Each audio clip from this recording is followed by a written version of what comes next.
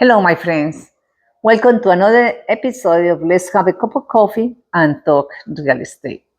I am Marta Edwards, Associate Broker with Maximum One Graded Atlanta. And for more than 20 years, I have had the privilege of helping families buy, sell, invest in real estate. So grab your cup of coffee, get comfortable, and let's talk honestly about one of the biggest questions buyers are asking today. Should I buy a home now? Should I wait for interest rates to come down? Maybe you have been watching the news. Maybe you have been listening to friends or family. Perhaps someone told you, do you buy yet? Don't buy yet. Rates will come down soon. But here is the truth.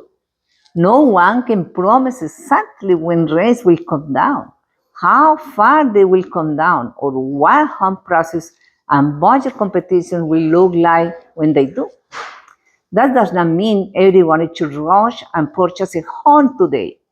Buying a home must fit your finances, your needs, and your plans, but it does mean that you should not put your entire future on hold while waiting for one number to change.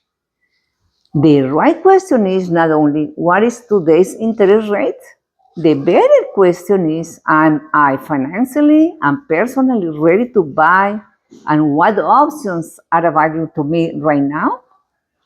Today I am going to explain why waiting only for lower rates may not be always the best strategy. The steps that you can take now to prepare for home ownership and why this might be also be an important time for people thinking about buying a second home or investment property. Before we begin, please remember, every budget and every financial situation is different. I am a real estate professional, not your lender, attorney, or accountant, or financial advisor. I work with trusted professionals who can explain the choices that apply specifically to you. Part 1. Why waiting for rates can be risky? Let's begin with the interest rates. Rates are important because they affect your monthly mortgage payment and purchasing power, but the interest rate is only one part of the total home buying picture. When rates come down, more buyers may decide to enter into the market. That can create more competition for same homes. A property that receives one offer today could receive several offers when buyers become more confident. More competition can mean fewer sellers' concessions, less flexibility during the negotiations, and in some cases, higher prices. So if you wait for the perfect rate, you may find a different market when that rate arrives. So you may save something on interest, but you could pay more for the house, face multiple offers, or lose the opportunity to negotiate assistance with the closing costs or repairs. This is why we must look at the complete transaction, not just the rate. In a market with the fewer competitions, with various competition, a strong agent may be able to negotiate the purchase price, the concession that the seller paid with the closing costs, repairs, home warranty, or money that can be used toward approval interest rate buydown.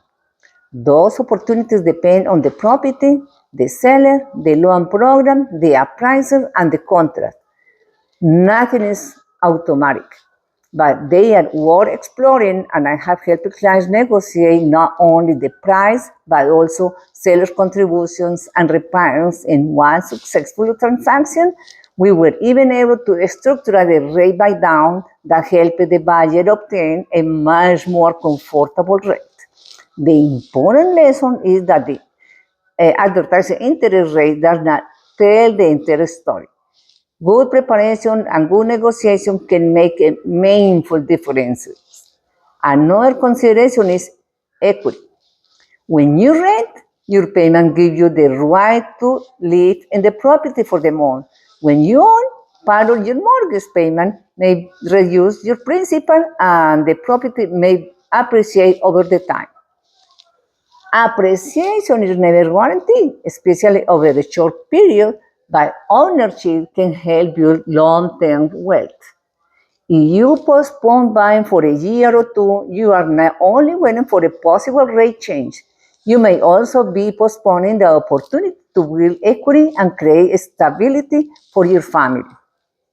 At the same time, I want to be very clear, buying is not always better than renting. If your income is unstable, if you may move soon, if you do not have sufficient savings, or if the payment will make you financially uncomfortable, waiting may be the responsible choice. My message is not buy at any cost. My message is do not wait blindly. Get the facts, make a plan, and decide based on your own numbers. Okay. Now the second part. Do you not need to be ready today to start? Many people believe they should contact a real estate agent only after they have perfect credit, a large down payment, a lender's approval. That is a mistake. You can begin the process before you are ready to buy. In fact, starting early gives you time to correct problems calmly instead of discovering them after you fell in love with the home. The first step is a conversation. Tell your real estate agent what you want, where you hope to live, your possible timeline, and what concerns you have. A professional agent can explain the process, connect you with qualified lenders, and help you understand the local market. This initial conversation is not a promise that you must buy. It is simply the beginning of the education and preparation. The second step is to speak with a reputable lender. A lender can review your income, debts, credit, available funds, and possible loan programs. Many buyers are surprised to learn that they may qualify sooner than expected. Others discover that they need 3 months, 6 months, or perhaps a year to improve their position. Either answer is valuable because now you have a roadmap. Please do not disqualify yourself before speaking with the professional. You might not need a 20% down payment. Depending on eligibility and the property, there might be conventional law, FHA, VA, USDA, down payment assistance, or other programs to consider. Program requirements and costs can change, so always ask a qualified lender what is currently available and appropriate for you. Okay, the third step is to understand your credit. Review your credit report for errors. Pay your bills on time. Avoid opening unnecessary accounts. Try to reduce credit card balances. But speak with your lender before moving money or paying or large debit because the best strategy depends on your complete financial picture. And please, once you begin the mortgage process, do not finance or buy a vehicle, buy expensive furniture, or credit change jobs without discussing with your making explaining to your lenders. Ask to your lenders everything that you are going to do to affect your credit. The fourth step is to create a realistic budget. The maximum amount a lender may approve is not necessarily the amount you should spend. Think about the entire monthly costs, principal interest, property taxes, homeowners insurance, possibly mortgage insurance, homeowners association fees, utilities, and maintenance. Ask yourself after making this payment, can I still save money? Can I handle unexpected repairs? Can I continue enjoying my life without feeling that every dollar belongs to the house? A home should support your life, not control it. The fifth step is to prepare your funds and documents. Your lender may need recently pay stubs, tax returns, W-2s, or other income records, bank statements, identification, employment history, and documentation for the source of your down payment and closing funds. If someone will give funds, ask your lender about the rules before money changes hands. Keep your records organized and respond promptly when your lender requests information. Also remember that your funds may need to cover more than the down payment. Depending on the transaction, you may need earnest money, inspection fees, appraisal costs, closing costs, prepaid taxes, and insurance, and moving expenses, and an emergency reserve. The sixth step is to obtain solid pre-approval before seriously shopping. A pre-approval helps you understand your price range and shows sellers that you have taken meaningful steps toward financing. But ask what the lender actually reviewed. A quick online pre-qualification based only on numbers you type it into a form may not be as strong as you more when you complete the application or your documents or credit. Okay, the seventh step is define your priorities. Make 3 lists.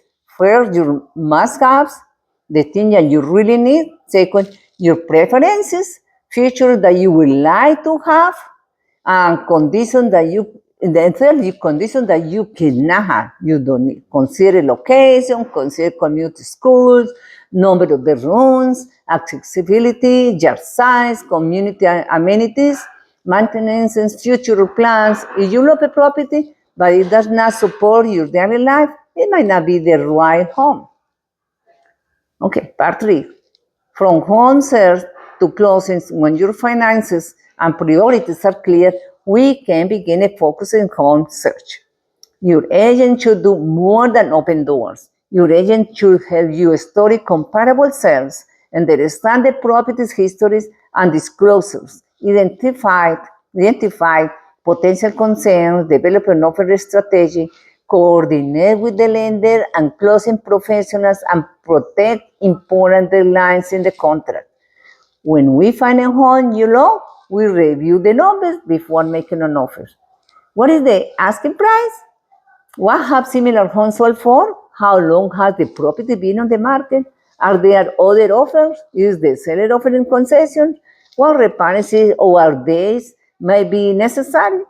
What will be the taxes, the insurance, and homeowners association fee add to the payment? Then we prepare an offer that fits both the markets and your comfort level. Price is important, but an offer includes many other terms: earnest money, due diligence period, or inspection provisions, financial and appraisal contingencies when it's applicable. Request closing costs, closing day, possession, and other conditions. After the offer is accepted, the work is not finished. In many ways, it just has begun. You normally move through inspections, repair decisions, appraisal, title work, understanding insurance, final loan approval, a final walkthrough, and a closing. I strongly encourage buyers to obtain appropriate inspections. Even a beautiful home, even a new home, can have issues that are not obvious during the showing. An inspector can evaluate visible and accessible components, but additional specialists may be needed for items such as a roof, HVAC, safety system, mold, pest control, plumbing, electric, many concerns.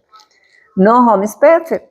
The goal is to understand when you are buying, prioritize material concerns, and make informed decisions within the rights and deadlines of your contract. As closing approaches, review your loan estimate and later your closing disclosure carefully.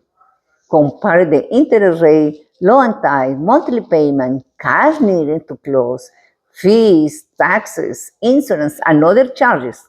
Ask questions about anything you do not understand. Before closing, we complete the final walkthrough to confirm that the property is in the expected condition, negotiate repairs, and complete the required and no unexpected damages has occurred.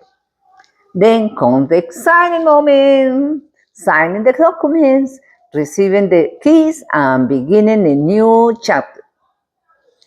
Part 4. What if rates come down after you buy? This is another common question. Some home buyers may have an opportunity to refinance later if rates decline and if they qualify at that time. But refinancing is not guaranteed and is not free. Your property value, credit income, equity, loan programs, closing costs, and the rates available at the future time will matter.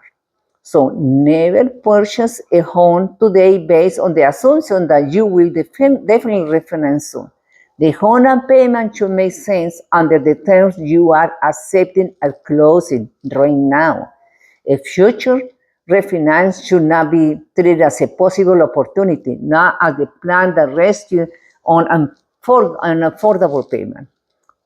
The part five, second homes are investment properties. Now let's talk about buyers who already own a primary residence. You may be thinking about a vacation home, a future retirement property, a home for family members, or an investment property. This can be excellent time to begin exploring the possibilities, especially if lower buyers are competing in your target market. But the second home is investment property must be evaluated differently from a primary residence. For a second home, as you said, how often will I use it? Can I comfortably carry both properties? What are the taxes, insurance, association fees, maintenance, travel costs, and local restrictions? If I plan to rent it part of the year, is that allowed by the community and local government? Do not assume a property qualify as a second home for financing simply because you call it one. Your lender will determine the occupants and loan requirements. For an investment property, emotion must take a back seat to the numbers. Do not buy only because a property looks inexpensive or because someone only says real estate always goes up. Estimate realistic rent, vacancy, property management, fees, repairs, maintenance, taxes, insurance, association fees, utilities paid by the owner, capital improvements, financing costs, and reserves. Wrong conservative numbers. Ask what happens if the property is vacant for 2 months. Ask whether you could afford a new HVAC system or roof. Investigate rental restrictions, zoning, licensing, and association rules before committing. Also build the right team, a real estate agent who understands investment, property, acknowledged lender, is an insurance professional, a home inspector. So get your team, a professional inspector, professional contractor also for repairs, an advisor or CPA too. Your agent can help you analyze the property and market, but your tax professional should explain the tax consequences, deductions, depreciation, ownership, structure, and capital gains considerations that may apply to you. Real estate investing is not a get rich quick plan.